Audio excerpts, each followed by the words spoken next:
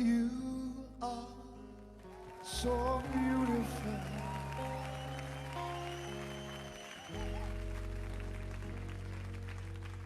to me.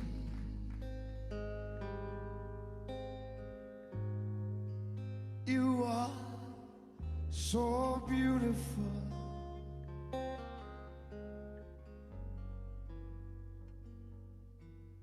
to me.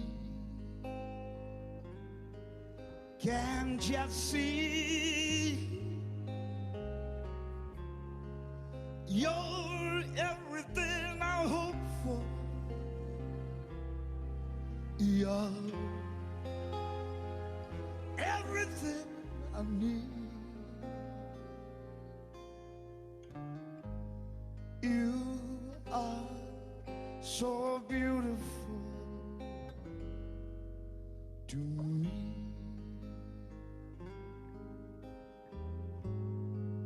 Such joy and happiness.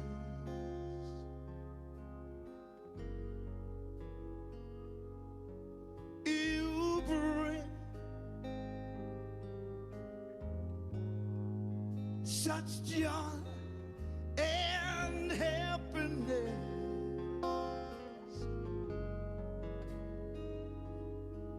You bring like can dream, a guiding light that shines in the night. Heaven's gift to me.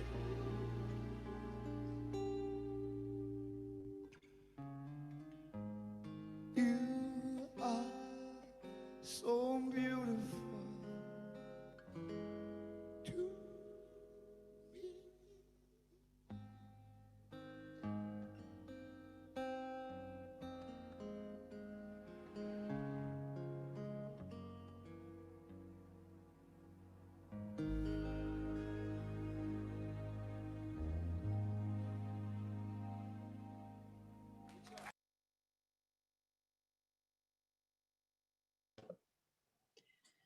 Good morning and welcome. My name is Sarah Lindsay and I am the minister here at the Unitarian Society of Ridgewood. As always, a big thank you to the entire team that helps bring services to life every Sunday. For over a century, the Unitarian Society of Ridgewood has been gathering in community as a home for liberal faith and free thinking. Now, as much as ever, we need communities like this that believe in the interdependence of humanity, in the power of love, and in the holy spark in every single person. Here in this community, we celebrate each person, whatever their gender, sexual orientation, age, education, history, race, ethnicity, economic status, physical or mental health, or theology.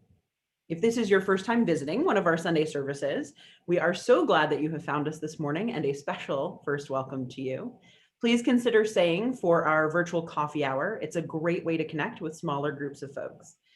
If you'd like to learn more about us, a link to a Google form will be dropped into the chat, and you can click through to that. That'll get you signed up to our eBlast communications as well. You can also visit our website at uuridgewood.org.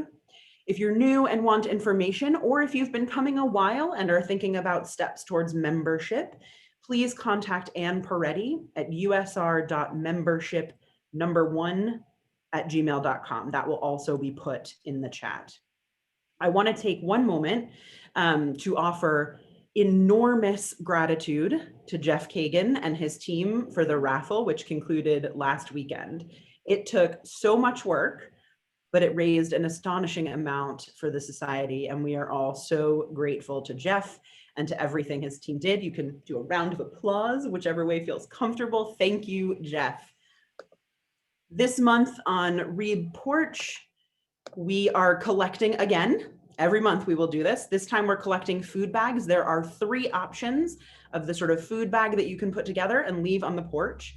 Those are going to be distributed through the Women's Club of Ridgewood. Please check the e-blast that came on February 5th. And you could type in Read Porch and you'll find it. And help us out as we try to do our best to help ease food insecurity in our area.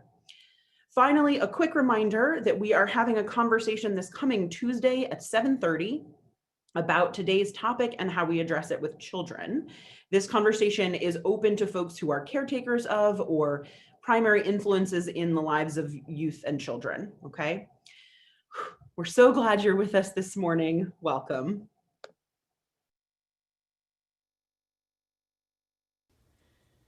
Please join us in the words for lighting the chalice. They can be found on your screen. We light this chalice for the light of truth, the warmth of love, and the energy of action as we gather together in the circle of community.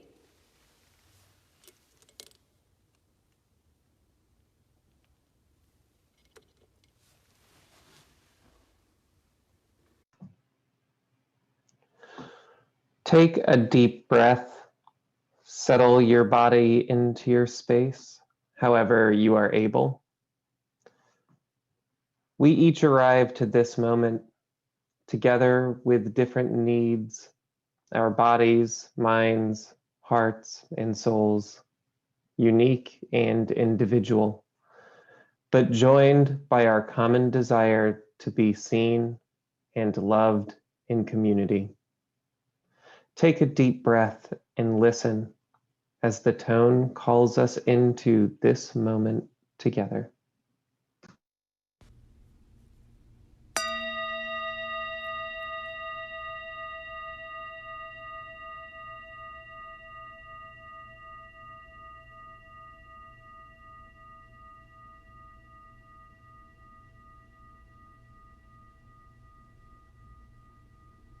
Come into this special time, into this special community. This time we share together often inspires us to the work of justice, asks us to reflect and to think and to rise and be counted among those who believe in freedom and liberation. This time we share together often asks us to take our self-work and turn it into work for the world, building the world we want to live in. And this time we share together sometimes invites us into vulnerability, into depth and consideration of our innermost selves and all that we are. Ask us to be honest and open. This time we share together sometimes asks us to speak our unique truths so that we might share in the universal challenge of being human. So come into this special time, into this special community.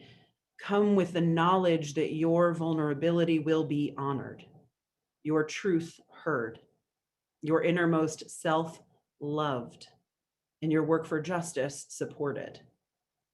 Come with the bone deep knowledge that you are welcome in all your glorious wholeness. You are welcome and celebrated. Your mind and your body, all of your divine self, right here, right now, in this beloved community. You can be whole and wholly loved. Come into this special time together.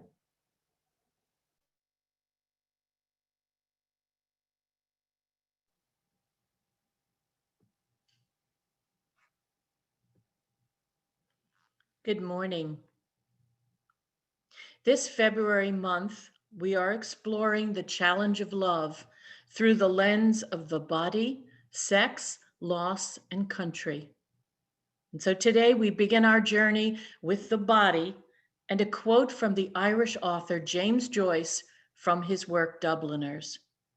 Mr. Duffy lived a short distance from his body.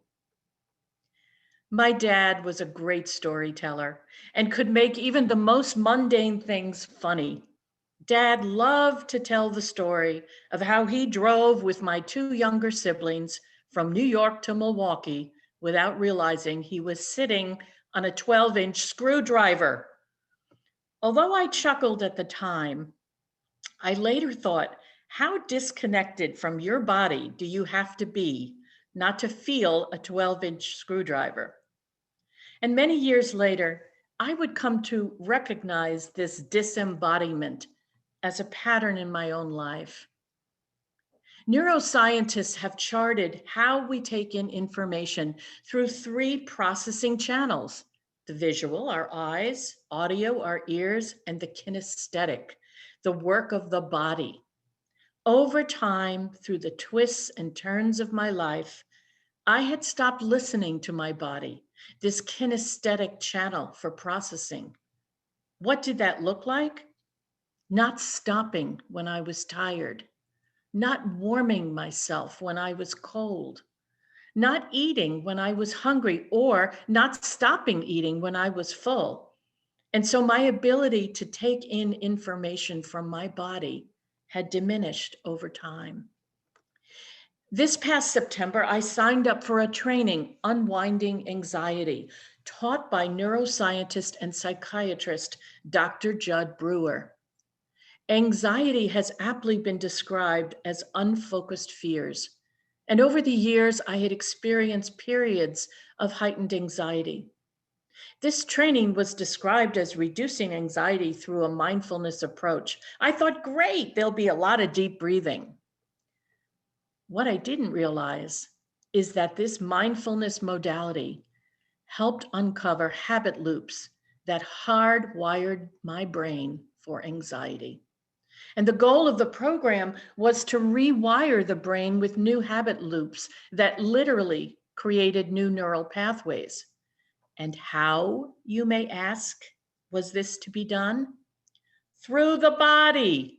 Here are some of the mindfulness practices I have learned to use to both reconnect with my body and reduce anxiety.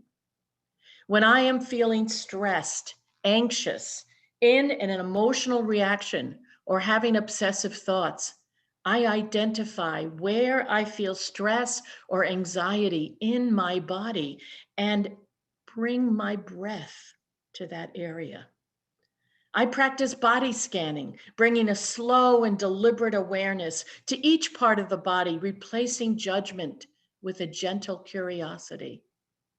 The loving kindness practice reconnects me with my body, to others, and to the world.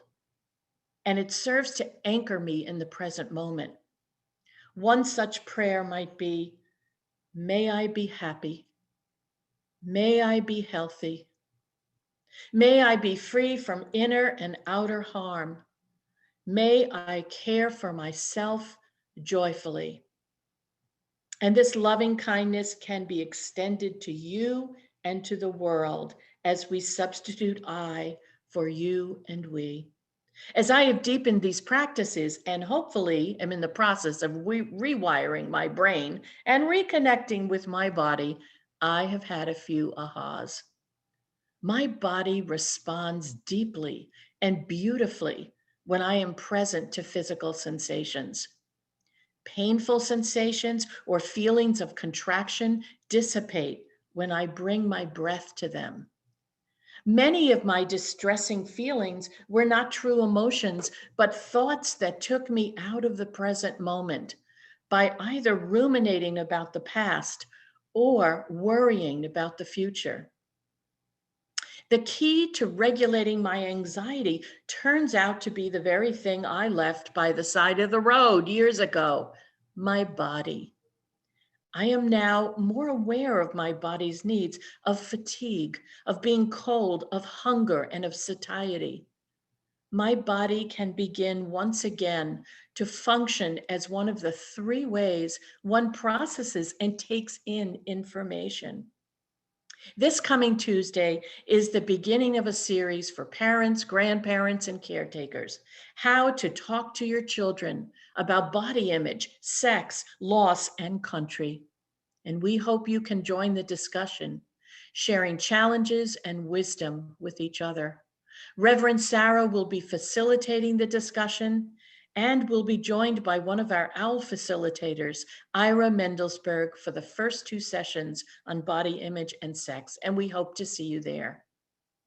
This February celebrates the challenge of love as we explore love and the challenges of living an embodied life. And as we do so, we honor the body. We thank the body. We care for the body. The 14th century Persian poet and mystic Hafiz said, "Stay close to anything that makes you glad you're alive." And I would add, and watch what happens in your body. And a line from an old French hymn accompanies my journey of self-love. May the breath of life flow through our being, and may we know we're alive at last. I will end with a blessing for Mr. Duffy and all of us who live a short distance from our bodies. Our bodies are our teachers who always tell the truth. May our hearts, spirits, and limbs be in union and communion with each other. Amen. I want to remind everyone that right after service, there's a town hall. Very important, and hopefully will be fairly brief, but we're going to bring you some important financial information. So right after service, we'll have the town hall, and then after that, we'll go into coffee hour groups. My name is Dawn Walter. I'm a member of the Board of Trustees. Part of laying the groundwork for the future of our congregation is making our weekly offering that helps to sustain the work of our community. We know that we benefit from those who have gone before. Generations just like us who believed in community, in justice, in transformation, and in the healing power of love. They gave so that we might today belong to and build this supportive and sustaining community. Generations after us will still need to fight for the rights and equality for all. They will still need to provide their children with experiences that help them grow into themselves. And they will still need a place to go to be reminded of their highest aspirations. Our giving now ensures the future of this congregation for years to come. Whatever you are able to give, we are thankful for your generosity. The offering will now be given and gratefully accepted.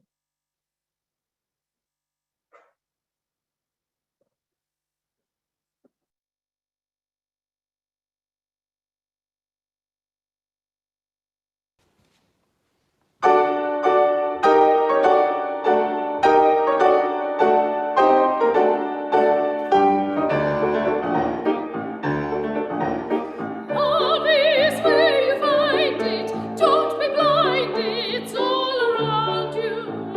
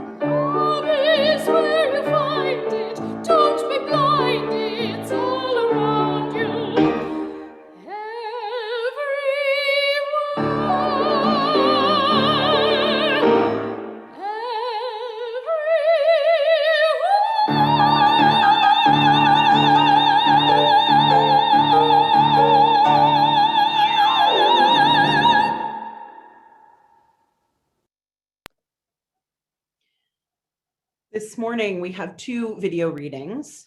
Our first is the poem Boomerang Valentine by Andrea Gibson. Gibson is an activist and poet, and their poetry often speaks to politics, justice, LGBTQ issues, and social reform.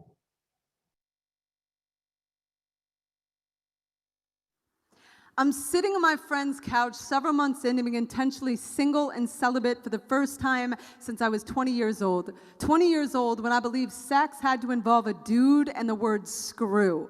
I'm telling my friend about the psychic who said, I'm going to meet the love of my life by the end of January. It's January 10th, and I am so far from ready for Cupid, that naked little shit, to fire anything sharp my way. So far from ready to be the kind of crazy only love makes me.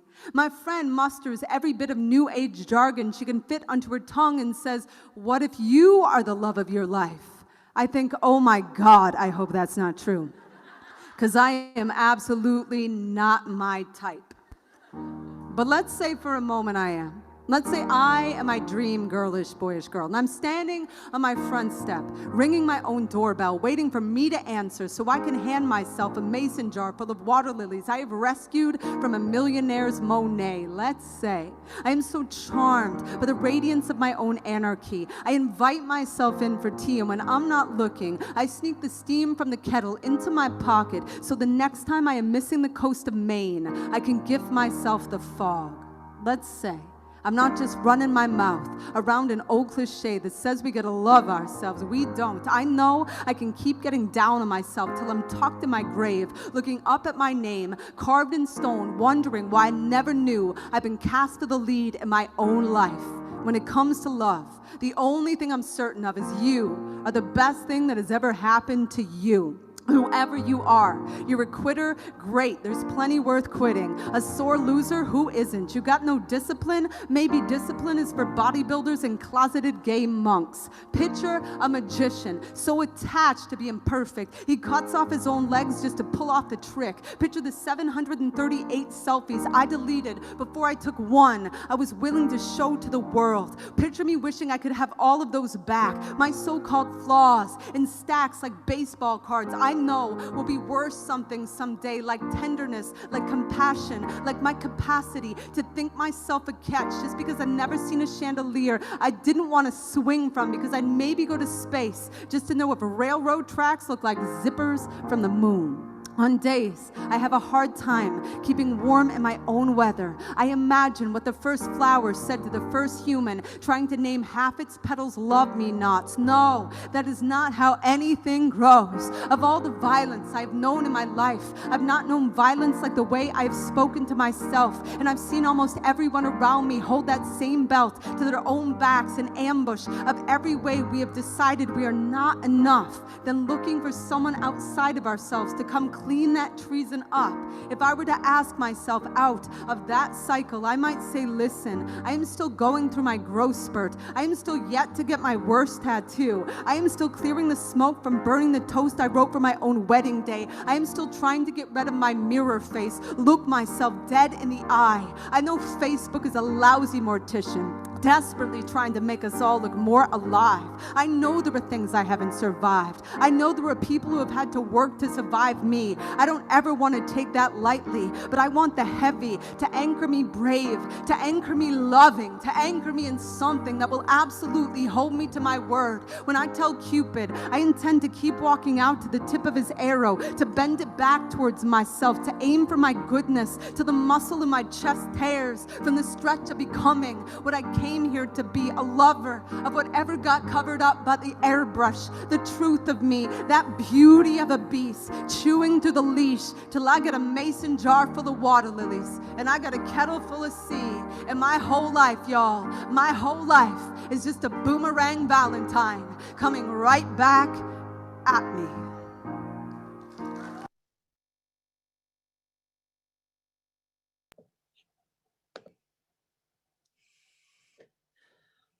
Every Sunday, we take time to be together in silence and in reflection. We use this time for prayer, some of us, others for breath-focused meditation. In these moments of our service, we bear witness to each other and to the world. And we begin by breathing deeply together. This morning, we come into our time through song, the meditation on breathing, which we have done in the past. As you sing, find a comfortable position for your body as you are able. Close your eyes if that feels good, and join in the song as you wish.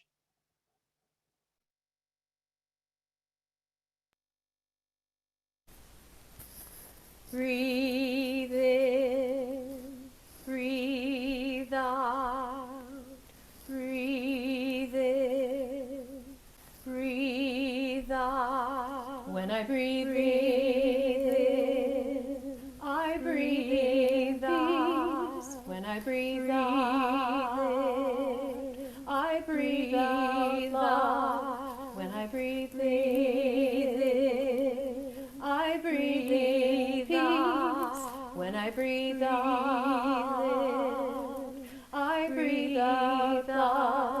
When I breathe in, I breathe in peace. When I breathe out, I breathe out love. When I breathe in, I breathe in peace. When I breathe out, I breathe out love. When I breathe in, I breathe in peace. When I breathe out, I breathe out love. When I breathe in, I breathe in peace.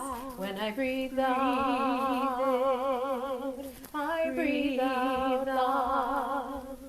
Breathe in, breathe out, breathe in, breathe out.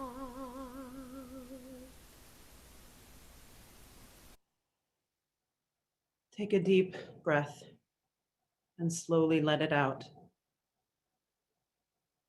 Take another, deep and slow. Be fully in your body in this moment. Notice any errant pains, any twitches or movements.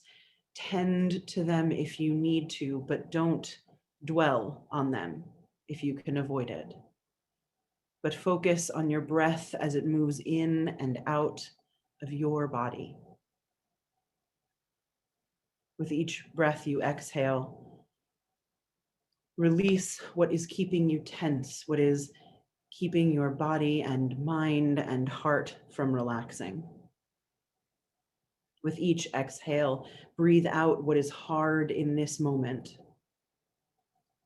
The grief of the ongoing pandemic and the losses of loved ones all over the globe. The challenge of cold days and increased isolation and loneliness. The pain of distance and the challenge of change. Breathe out whatever it is you hold in your heart. Release it into this space we hold together. Breathe out. And with each breath you inhale, let flow inside you peace and love, all that brings your body and mind and heart into unity and joy. With each inhale, breathe in the truth of what is good in this world. The wide universe that reminds us both how small and how powerful we are. This earth of vibrancy and beauty that sustains us and begs for our care. People across this earth who risk themselves to heal us all. The communities that hold us in love and support throughout our lives. Our loved ones who give us a home, a place of being welcome in the world. Our own selves, each day bringing the holy into being simply by our living. With each breath, letting go of what hurts and embracing what heals, letting go of all that is challenging, begin to breathe out the love that lives in you.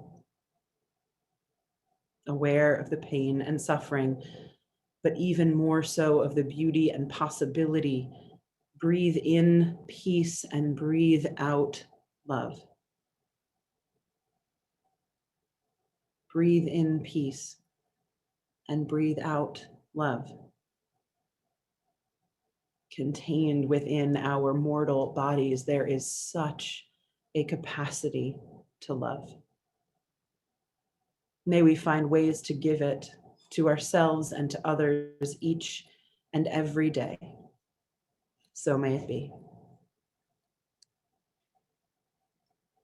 Our second reading video this morning is a piece titled "The Body is Not an Apology" by Sonia Renee Taylor, activist and author. Taylor has written an excellent book with the same title. I encourage you to read it, and has launched a website also of the same name dedicated to body positivity.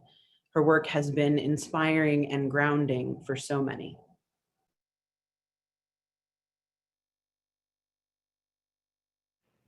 The body is not an apology.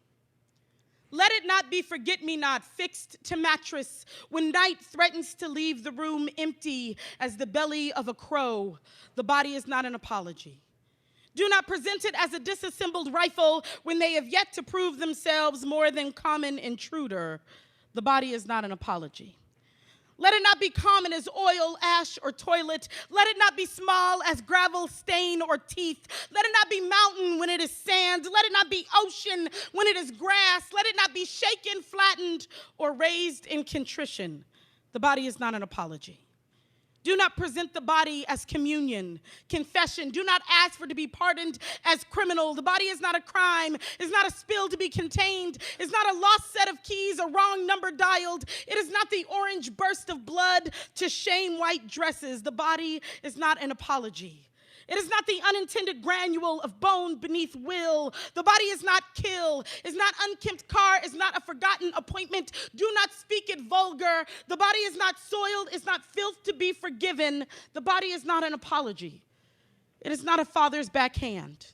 It's not mother's dinner late again, wrecked jaw howl. It is not the drunken sorcery of contorting steel round tree. The body is not calamity. The body is not a math test. The body is not a wrong answer. The body is not a failed class. You are not failing. The body is not a cavity, not a hole to be filled, to be yanked out, not a broken thing to be mended, be tossed. The body is not prison, is not sentence to be served, is not pavement, is not prayer. Do not give the body as gift, only receive it as such. The body is not to be prayed for, is to be prayed to. So, for the evermore tortile 10th grade knows, hallelujah. For the shower song throat that crackles like a grandfather's Victrola, hallelujah. For the spine that never healed, for the broken heart that didn't either, hallelujah. For the sloping pulp of back, hip, belly, hosanna. For the errant hairs that rove the face like a pack of misplaced wolves, hosanna. For the parts we have endeavored to excise, blessed be the cancer, the palsy, the womb that opens like a trap door. Praise the body in its blackjack magic, even in this. For the razor wire mouth, for the sweet God ribbon within, praise. For the mistake that never was, praise. For the mistake you never were, praise. For the bend, twist, fall, and rise again, fall and rise again. For the raising like an obstinate Christ. For the salvation of a body that bends like a baptismal bowl. For those who will worship at the lip of this sanctuary, praise the body, for the body is not an apology. The body is deity. The body is God. The body is God, the only righteous love who will never need repent. Thank you all so much, Button. Thank you.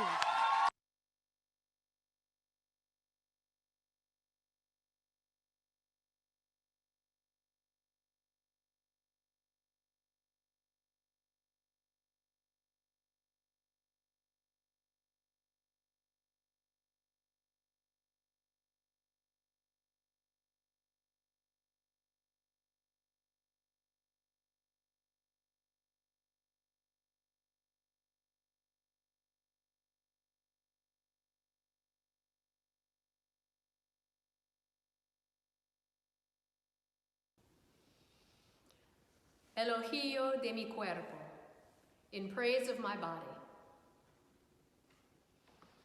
El pelo, hair. Sweet serpentine creeper, only vegetation in the tender land of my body. Fine grass that keeps growing, sensitive to spring. Shadow wing against my temple, light coat on the nape. For my bird nostalgia, my plume of feathers.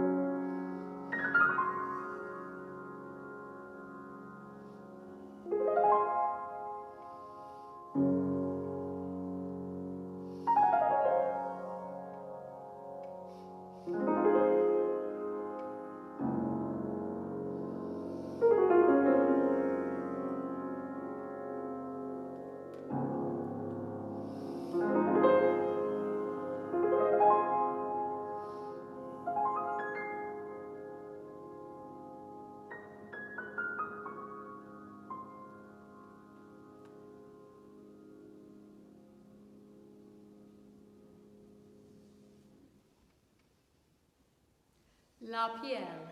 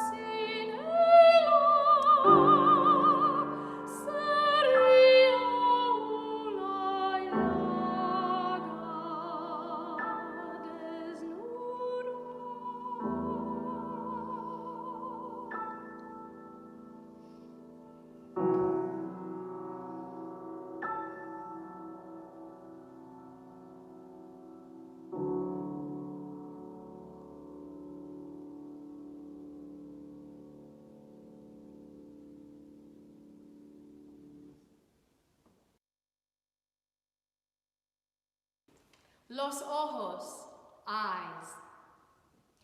Minimal calm lakes where the spark trembles of my pupils and everything fits the splendor of the day. Clean mirrors that ignite joy of colors. Open windows before the slow landscape weather. Nourished lakes of tears and of remote shipwrecks. Nocturnal sleeping lakes inhabited by dreams, still dazzling under closed eyelids.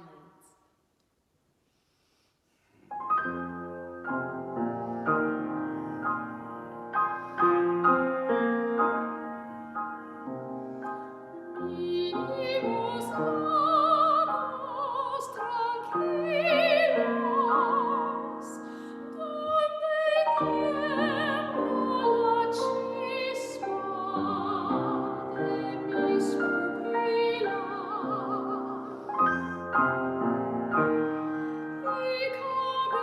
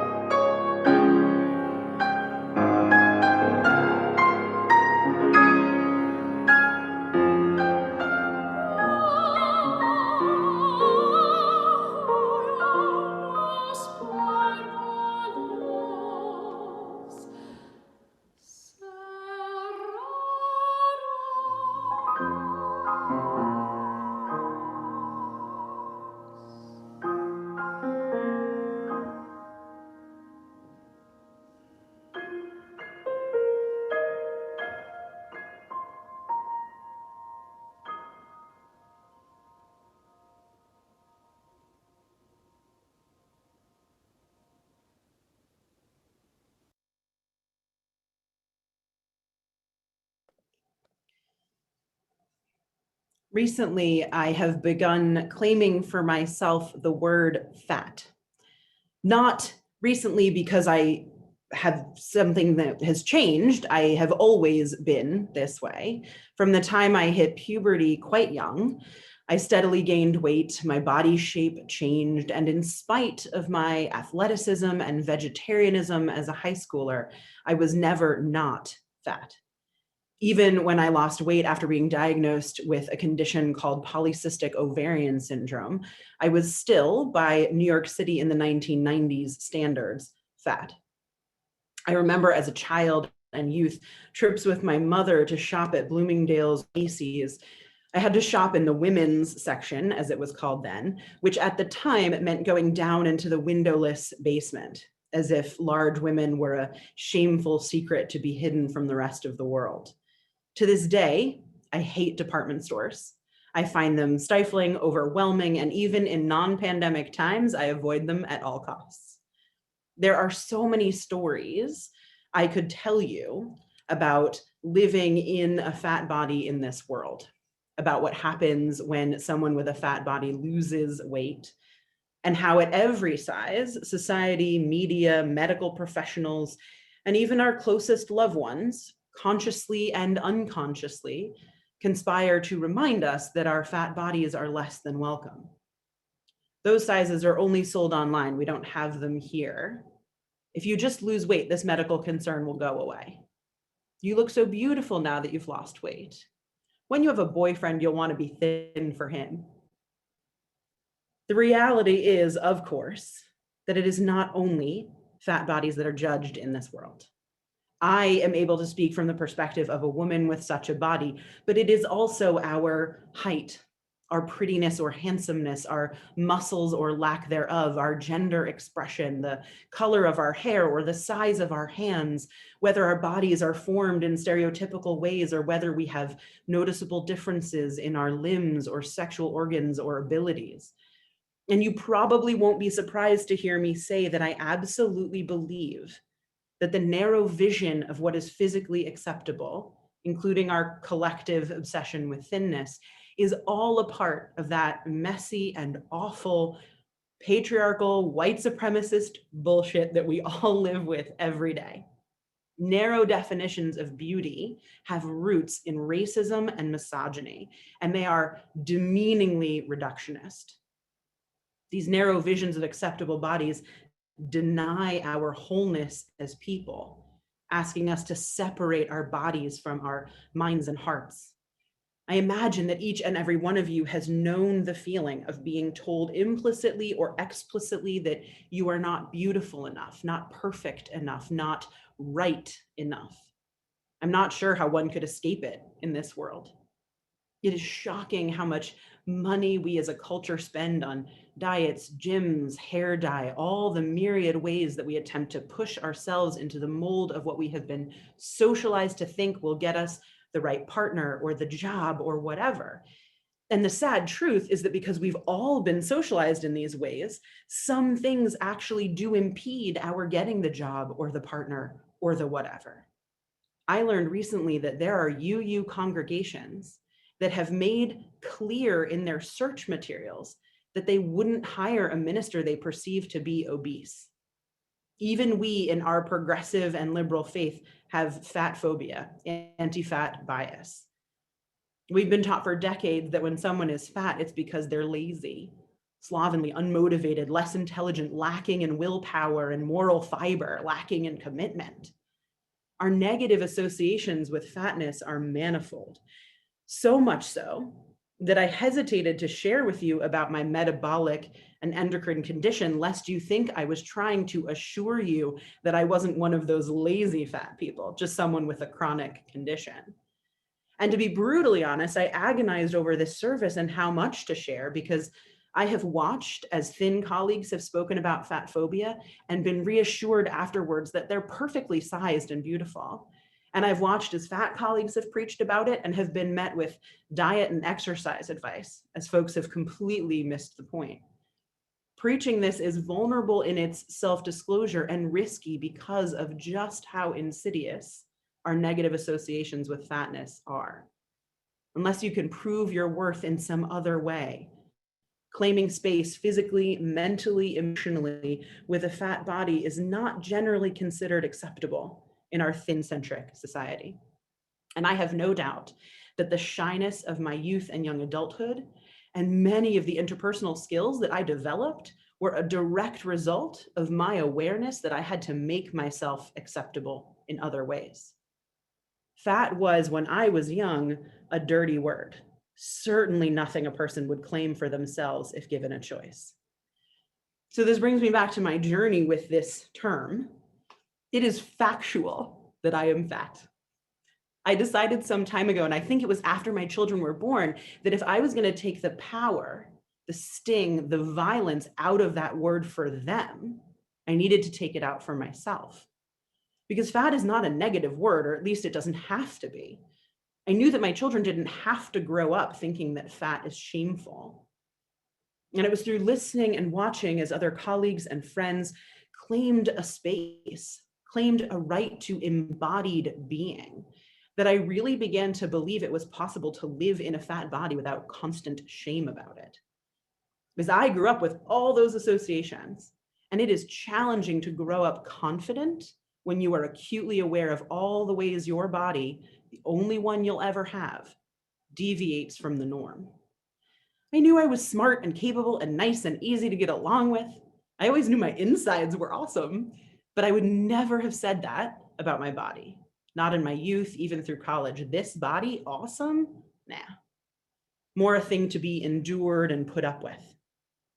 I think truly it was only once I was in graduate school, among folks who were pursuing a clerical life, folks whose job it is to see whole people, not just minds and hearts, but the bodies that come with them. Only then did I start to understand that this body of mine is okay, whether I'm at my top weight as I am now or at a smaller size as I was 2 years ago. Only in my 30s can I say, and mostly believe, because that belief is challenged every day, mostly believe, only in the last decade have I been able to articulate that my size and my weight don't matter, that what matters is that I'm at home in my own body, even if it doesn't do all the things I think I wish it could. What matters is that I don't have to make an apology for existing and existing in this particular body, in this particular way, in this particular moment. And no matter what happens to this body over time, I don't need to apologize, and all of my flesh and my blood and my bones are part of my wholeness, a wholeness that I can learn to love. Each and every one of us knows that bodies change over and over again in a lifetime. Mine shifted at puberty as the PCOS kicked in. It shifted again when I had children. It will shift again in slow and methodical ways as I get older. It's already started doing that. It shifts when I lose weight because I want to sleep and feel stronger, and it shifts when I gain it back. None of our bodies escape time. None of our bodies escape change. They are ours to do with as we please. Maybe we want to dye our hair or go to the gym or change our eating habits to help our cholesterol levels. But these bodies aren't on loan. They are ours and they will change, and we can't stop that. And I have to wonder, what would it be like if we could love all our bodies and expand our vision of what is beautiful? I remember when I was first diagnosed with the polycystic ovarian syndrome, and I had such a feeling of relief knowing what it was I had, right? Why I was different in some ways. And it was helpful learning what it meant for my body and how it operates and what it needs. But I also remember feeling a sense of betrayal, a sort of how dare my body not be made right feeling.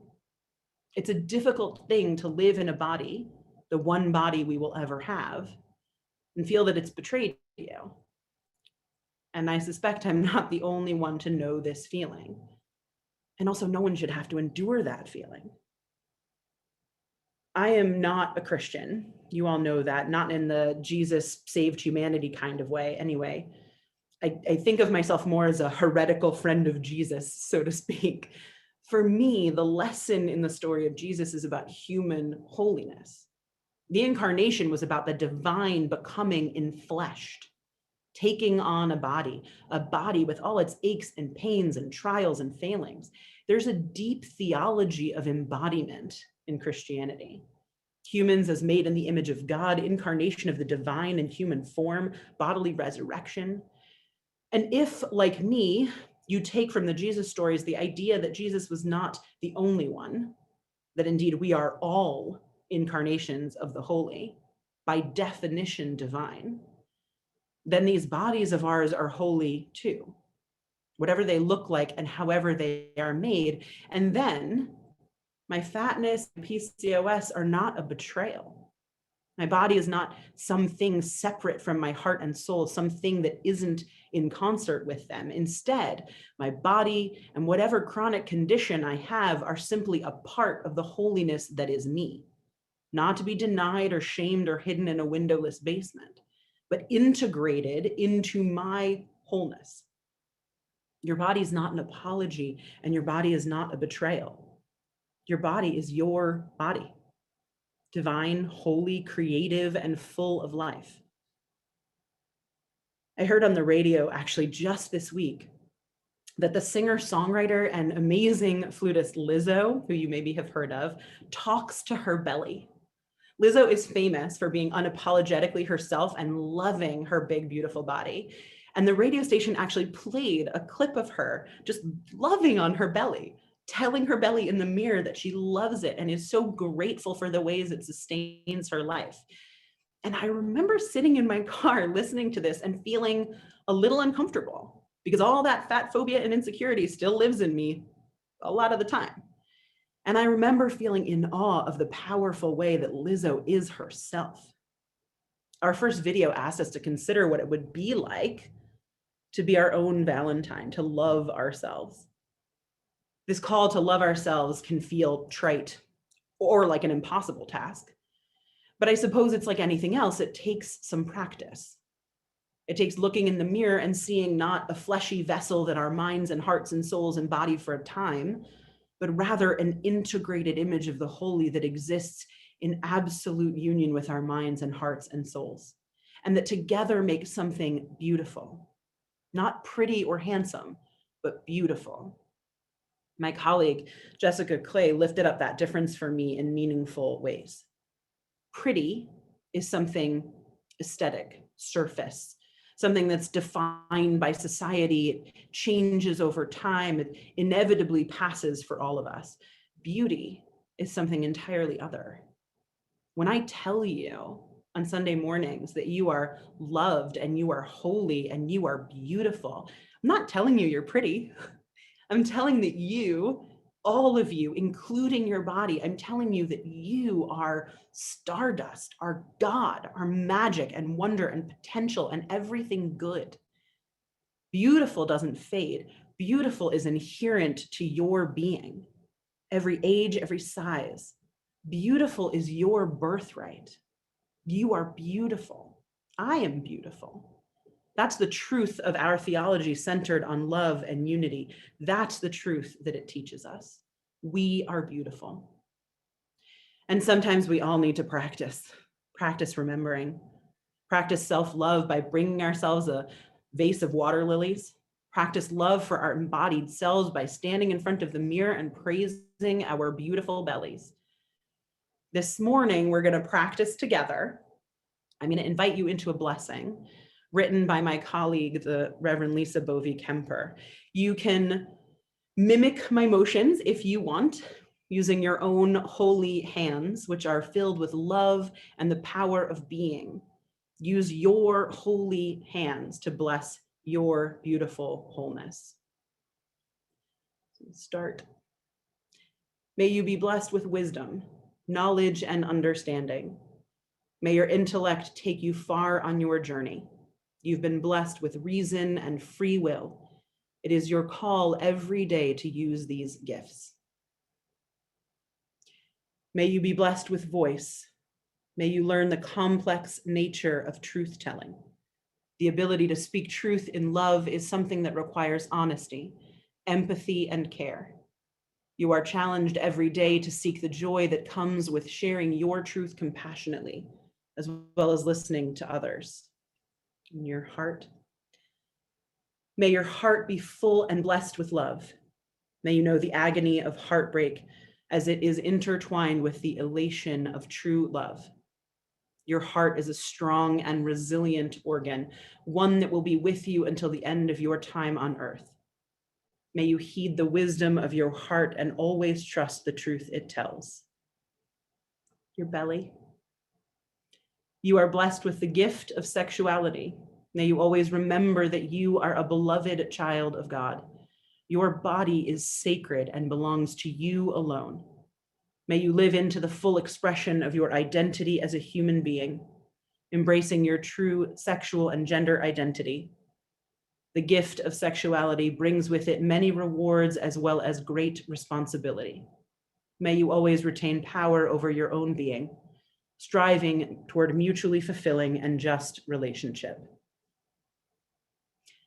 When you were a baby, your tiny hands were your first contact with the world.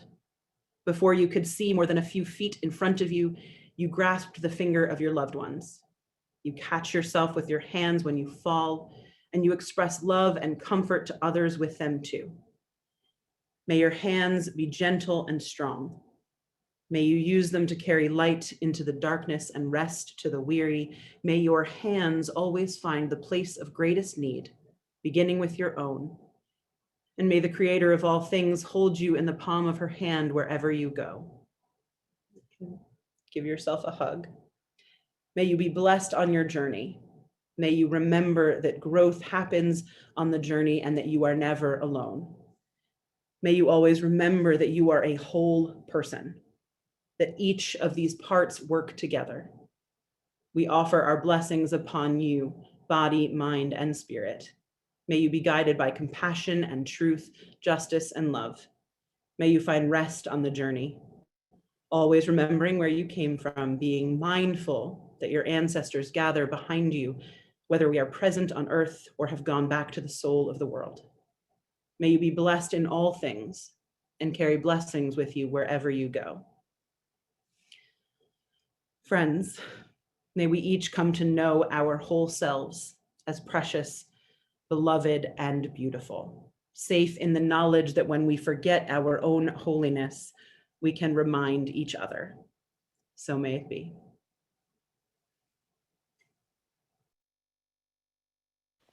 Please join in singing our hymn, How Could Anyone, number 1053.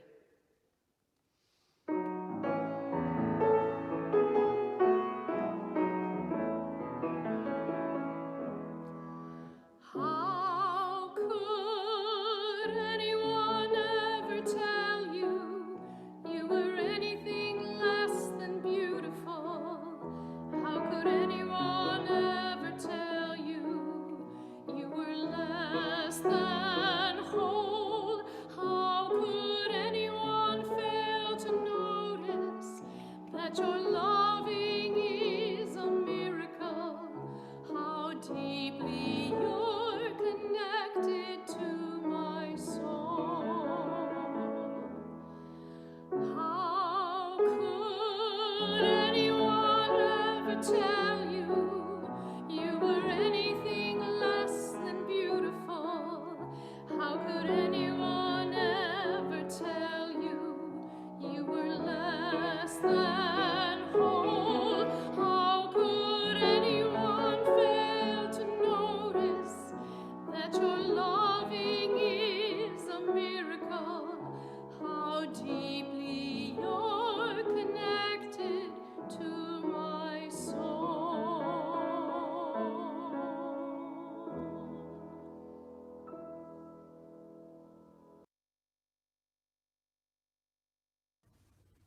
Please join us in the words for extinguishing the chalice. They can be found on your screen.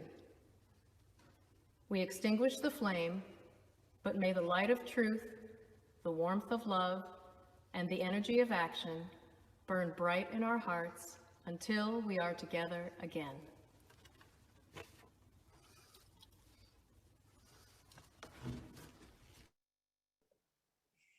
Thank you for being with us this morning, for entering into self-reflection and vulnerability with us.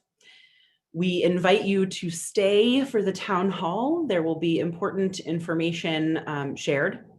So please stay for that, and then we will do some coffee hour time afterwards. Dawn, I am going to get the PowerPoint up and running for the meeting. And I'll go ahead and, Dawn, do you want folks to be able to unmute themselves for discussion, or she can't unmute herself? Olas, can you unmute Dawn for me, please? Thank you. No, maybe not. Yes, I'm here. Great. We're going to do questions at the very end, so let's hold off. Folks muted for now. Okay, so then let me pull up it's going to take me just 1 second, folks. I'm sorry. It's okay, and I'll start, and there's no hurry, Sarah. I know everyone's kind of shuffling around, maybe getting another cup of coffee. That's fine. Excuse me. We're hopefully not going to keep you too long before we do coffee hour. I am going to speak very briefly, and then we will hear from Chris Dunnigan, our treasurer, and then we will hear from Don Campolo, who is running the pledge drive this year. We are talking about finances today and about the budget. And just like when we do our budgets at home, we think about what we want and also what we need. And sometimes it's hard to decide which thing is a want, which thing is a need. We hear from you what you want and what you need for the society. And as a board, we also have to consider the needs. We have to pay the mortgage, and we have to make sure someone comes and shovels the snow for the renters tomorrow. And the other thing that we consider as the board is our staff salaries. We think about payroll. And over the last couple of years, I don't know how many, I'm afraid to say, we have not given raises to our staff because we felt that the amount of money we raised in our pledge drive constituted an emergency, and that due to that emergency, we couldn't fund raises. And as often happens when we feel we have an emergency, the world has come and given us an actual emergency. And we are in a situation now where we can't put off giving our staff raises. It's unreasonable, in my opinion, and disrespectful to expect them to work without even a minimal cost of living increase. And so one of the things we will be funding this year is a pool for payroll increases. We will fund this at the cost of other things if we don't have a pledge drive that allows us to fund all of our aspirations. That's the hard reality of a budget, obviously. We're going to get into this a lot more, and Chris can speak to it a lot more intelligently. I wanted to underline the idea of taking care of our own house before we can help our neighbor. And that's, as a congregant, I didn't really think that way. And being on the board and now being president of the board, I'm learning, we have to take care of ourselves before we can be healthy enough and stable enough to help our neighbors who we so want to help. Before we move on, I just want to share the covenant with you. The Committee on Shared Ministry has worked on a covenant, and we will be rolling it out to you. The final covenant will be approved or will be presented for approval at the annual meeting this summer. And actually, if you go ahead, Sarah, I have it on a slide.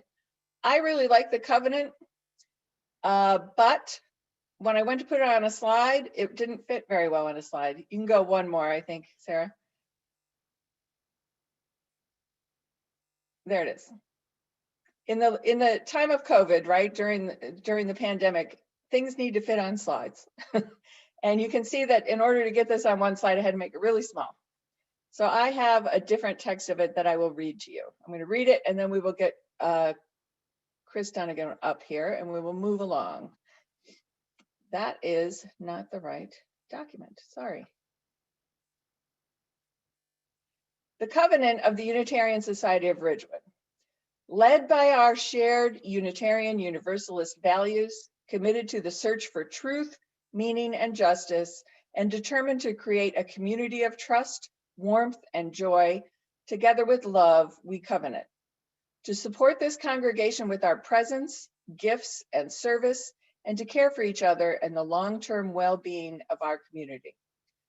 To listen deeply to one another in a spirit of openness, acceptance, and trust. To speak and act with forethought, honesty, and compassion, considering not only the intent, but also the impact of our words and behaviors. To speak directly, whenever safe, to those with whom we have disagreements, and to encourage others to do the same, seeking assistance from leadership as needed. To include all people with gratitude for the differences among us, celebrating the richness of varied perspectives. To attend intentionally to dynamics of oppression and prejudice in our interactions with each other and in our congregational system. To participate in congregational votes and decisions, engaging in thoughtful dissent and respecting our democratic process. To ask for and to extend forgiveness to each other if we break these promises. This covenant is a living document to which we can refer in our interactions with each other, reminding ourselves of our shared promises. It invites ongoing learning and courageous acts of love and reconciliation. So that is your first look at our covenant. I just also want to point out at the very end, after Chris and Don have spoken, we will do questions and answers, and we'll ask you to enter your questions into the chat. So you can do that as we go along. And now I would like to turn it over to Chris. And Sarah, I will need you also to advance the PowerPoint if you haven't already, because I'm not looking at my screen. Hi, everybody. Can you hear me? Yes. Awesome. So I'm Chris Dunnigan, and I am your friendly neighborhood treasurer. And we're coming up on my second budget. Last year was sort of a trial by fire, given COVID. Last year, we had to make a lot of really difficult decisions based on a decreased pledge drive and what we knew was going to be significantly less rental income, which was correct. So I don't anticipate us having to do that again. The goal this year is to get us closer to back where we were before COVID. So in our current fiscal year, we had $355,000 in pledges. As Don will let you know, we really want to increase that. And I'm just, I wrote down some sort of hypothetical numbers for everybody. If a pledge pool or if an overall salary raised pool was just 3%, that would be a little over $10,000. We want to do things like restoring Share the Plate. We want to restore some funding to circles. I'm sure our in-house musicians would like a break, and we could get some outside musicians. Not that they're not wonderful, they are. We love you guys, but there's just a lot of things that we cut, and I think people sort of unhappily accepted last year, and it's just a matter of numbers. Now, I guess what I just wanted to talk about today was next year's budget. I can hang around and answer questions when this is over about how we're doing this year, and we're doing okay given our budget projections. But it really is coming down to our virtual pledge drive here. Our budget will be dependent on that. So to the extent everyone wants more funding for things out of USR, pledges matter a lot, because the budget that I'll be drafting and that the board will be voting on, and then ultimately the congregation will be voting on in June, the biggest component of that is pledges. And the other thing I would say is we still don't know what kind of rental income we're going to have for the 2021-2022 year. It will certainly be less than the historical approximately $80,000 a year that we were getting pre-COVID. So, although it will hopefully be more than we're getting this fiscal year. So, I mean, there's no magic bullet coming from rentals. It will be more, but I don't think it will be enough to restore everything that people would like to see restored. Anyway, I'm going to mute myself, turn this over to Dawn. But I'll be here to answer any questions, and I've got my spreadsheets with me, which I'm, not going to barrage you guys with. Good morning, everyone. Can you hear me? So I'm sitting here having undergone or been a part of another fabulous service.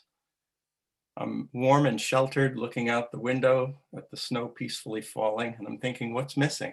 Well, of course, it's a pledge drive. First slide. What? No pledge drive? Well, not really. we're going to try to do something a little more simple this year, honoring everyone's rightful feeling to being stressed out, zoomed out, meetinged out. We can't have a fellowship feast unless you consider sitting in front of the TV with a can of Spam and a tin plate, a fellowship feast. Just can't do it. So we're deploying a strategy, asking everyone to roll it over for the USR. What that means is that we're asking everyone to commit to a pledge at least 5% over last year's pledge. And how that's going to work is that each of you is going to receive an email. And the email will contain that 5% increase figure. And we're going to round that figure up or down so that we don't end up with all kinds of fractionated numbers that will drive Chris crazy. No one will give you a call or try to arrange a meeting. Instead, all pledgers will receive an email that has proposed pledge equal to your most recent pledge plus 5% rounded up or down. Next slide.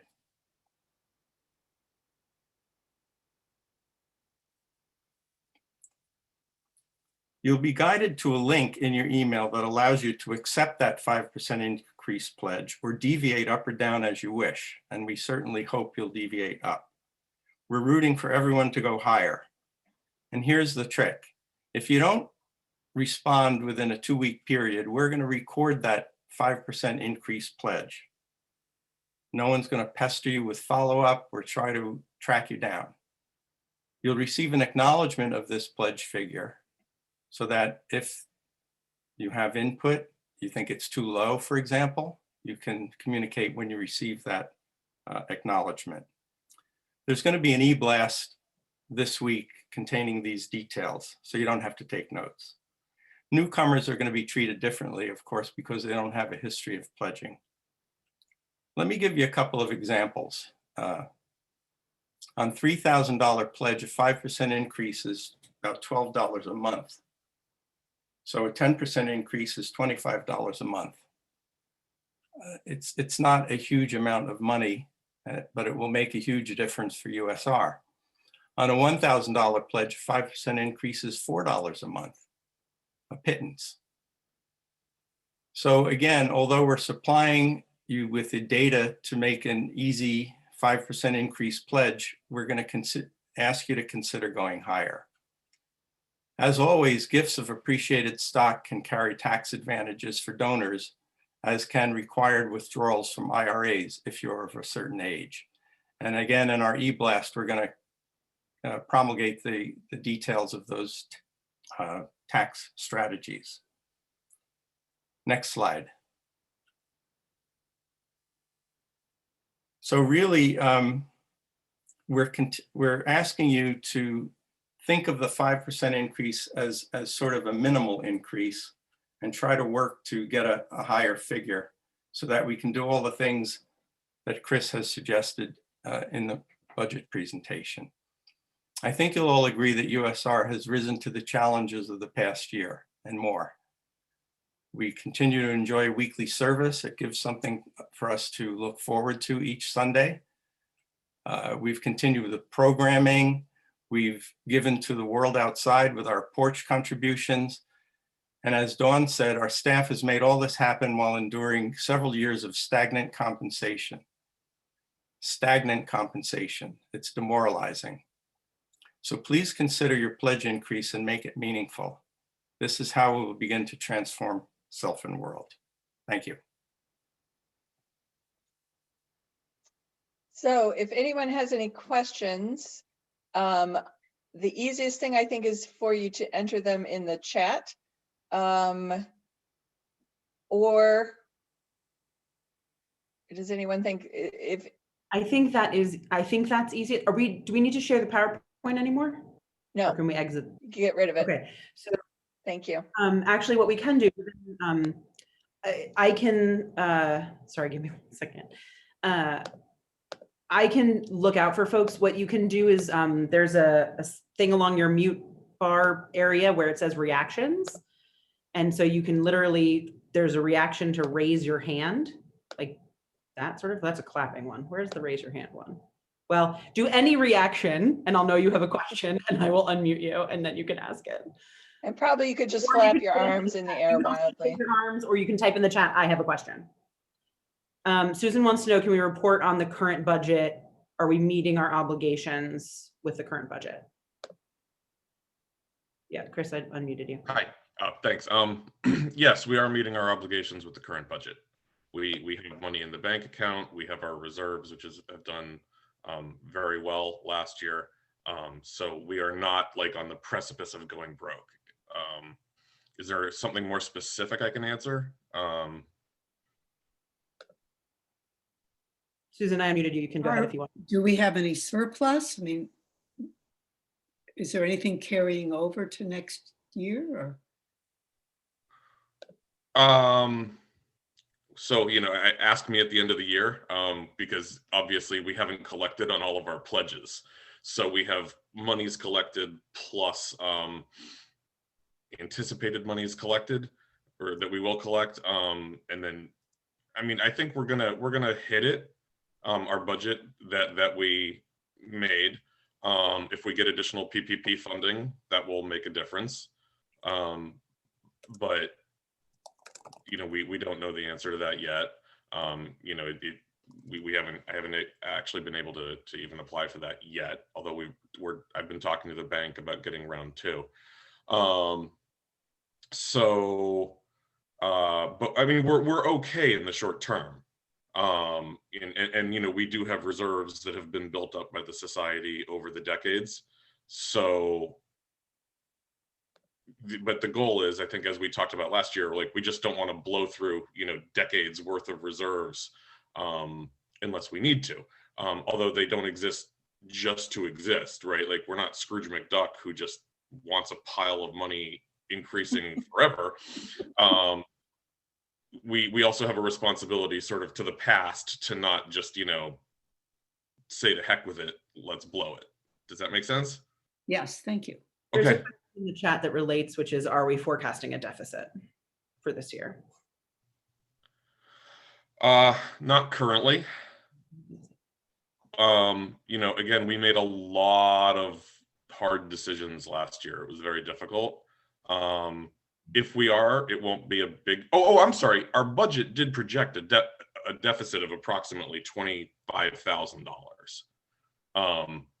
So we will likely make up most of that just because the stock market went up. But I don't think we're going to go too much in excess of that projected deficit. Does that make sense? And we have a comment in the chat from Anita, just really recognizing that Anne has taken on a lot extra and deserves a raise, and we all agree.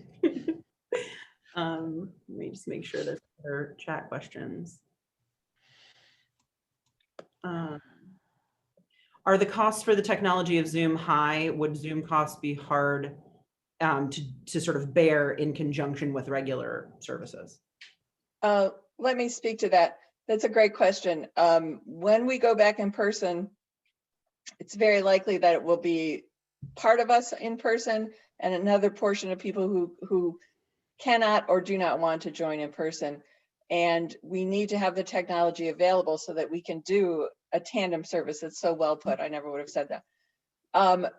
Luckily, we have our capital improvement fund, and we will be using that to improve our technology. That's always been in the budget.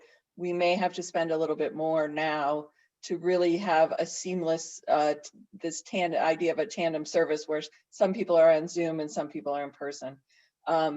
Thanks to you supporting the capital improvement fund, we have the freedom to do that and to put in a system that will you know, help us continue to have these great services like we've had while we've been at home. And just so everyone knows, we did see the increased expenses coming when we were putting together our current budget. That was the one thing that we actually increased funding for was, you know, tech support basically, because we knew that was going to be an increased expense. There's a question here about the COVID relief funds and if the loss of rental income will qualify us, I'm assuming, for the second round since we had the first round. Oh, sorry, Chris. Don't mute yourself. Just stay unmuted, Chris. Please. Sorry, there's some thumping in my background here. Can't hear it. So we don't know yet, but we're a 501c3, and we have to file papers every year saying like rental income isn't our primary business. It's just sort of a thing on the side. So I don't think that's going to be a PPP problem. But we'll see. I mean, But I don't want to count on PPP funding until like it hits the bank account. so just as an update for everyone, we have received money from the government, COVID relief money, and we have applied for a second round of that money. And so we are using that to support us, to support our budget as we go along. But to be Go ahead, Chris. Froze. Chris was going to correct me because I probably said that wrong. Awesome. I think the corrective detail was that we haven't yet, applied for the second round. We are We're intending eyeing the second round of funding. There is a question here about how much is left in the capital fund, but we don't seem to, Chris. There he is. Yeah. How much is left in the capital fund, Chris? So sorry, I just missed the last minute. It's okay. We are wondering how much is left in the fund, the capital fund. Oh, the improvements fund, capital improvements, whatever. We never come up with this single word. Do you know that, Yeah. Chris? Chris knows everything. $165,489.77. Now there's a question that came in from iPad 2, which I don't know who you are, but it's a question about the confirmation that the reserves are in good shape given the state of the market right now. Reserves as of December 31st were $223,000, $223,265.04. That's Okay. So, and they're just pretty much invested in a couple of low-cost index funds, broadly diversified stocks and bonds. All right. I don't think I've missed any questions from the chat. I'm going to just scan the gallery and see if anybody's waving their arms wildly at me. Not yet. You could unmute everybody too if you want. We'll have a free-for-all. Yeah, at a certain point I will. I just want to make sure. I don't understand this question, Hetty. So I'm going to find you and I'm going to unmute you if I can find you. Oops. Hetty, where are you? There she is. Okay, Hetty. Sorry, can you ask that? So if you're saying we have all this money in the capital fund, I mean, I think you have to also say that was committed to like a roof. I mean, it was a lot of that's committed. It's not like we just have this money sitting around. Yeah. Absolutely. And we don't want to steal from the capital improvement fund or whatever we call it to pay bills. That's not why we raise the money. That's not why people pledge the money. It's for the roof. It's for, you know, the new chairs that we'll get to sit in someday and, you know, coat of paint and the beautiful ramp. And thanks, of course, to Rob Willis, who is shepherding project after project after project through with that money.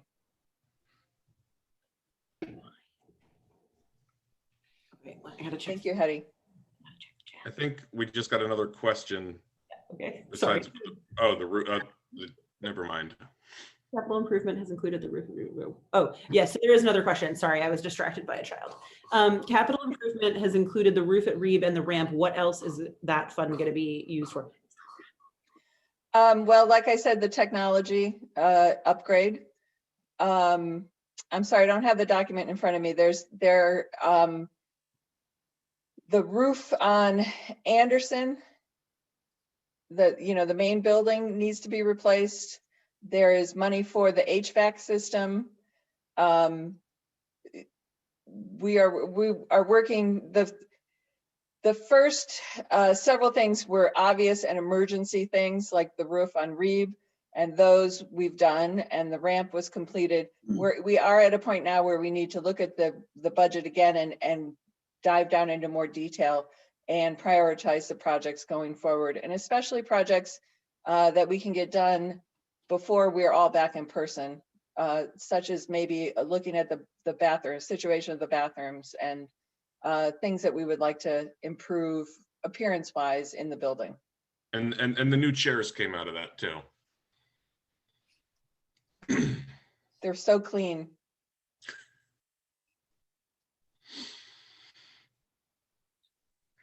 So for those of you who don't have children in the congregation, this is now RE time. So my children are like, I need a coloring page. I need a, so it's just a little chaos. But I don't see any other questions in the chat. Looking for waving arms. I'm not seeing any. Dawn, am I missing anyone? Oh, I see Hetty again. Okay, I got you. I'm sorry, but wasn't there also going to be something about improving the kitchen? Or was that not part? I mean, some of that just should be spelled out to remind us again. I think we'll need that. Yeah, I think it's time to go through, and it's the board's ultimate responsibility to kind of go through that budget to see where we are, what we have left, and to communicate that to you guys. I think you're right.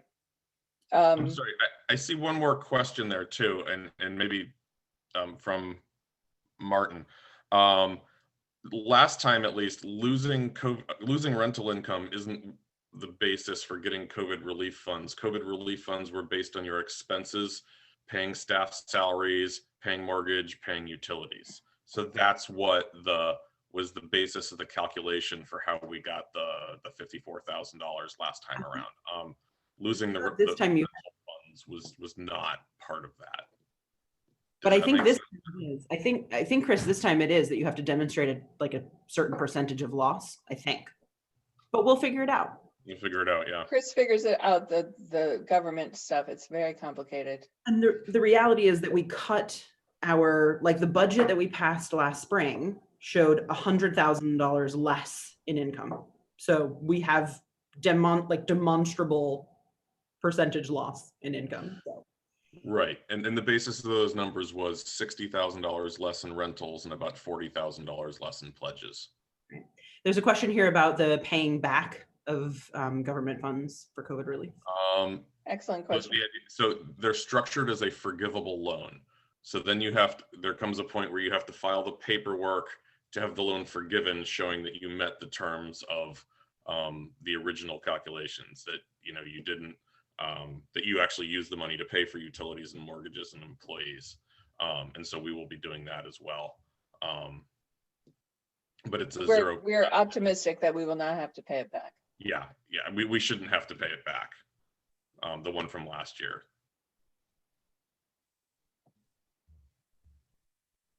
I want to thank everybody. Thanks for your attention and thanks for everything that you do. We're always asking you for things.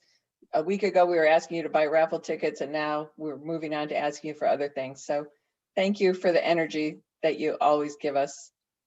We do appreciate it. And if there's nothing else, we can do coffee hour. Bye, everybody. Thank you to Chris and Don too, who I could not.